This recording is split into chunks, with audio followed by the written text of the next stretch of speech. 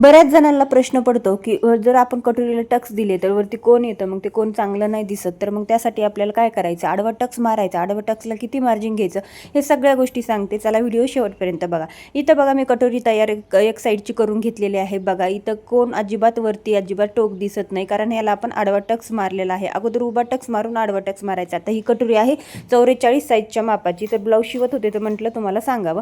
तर इथं double fold करून घेतली मी इथं कटोरी. आता इथं माप मोठं असल्यामुळं मी तर 2.25 इंच रुंदी आणि 3.5 ते इंच उंची आपण इथं घेणार आहोत आणि उभा टक्स मारून घेणार आहोत. उभा टक्सला डबल टिप द्यायची आणि इथं कपडा फोल्ड करून घ्यायचा आहे. वरती पाहू शकता टक्सच्या कापायचा नाही आहे, आपल्याला कपडा फोल्ड करायचा आहे. आता इथं हे झाला टक्स. आता इथं बघा हे नोक किती आलेलं आहे.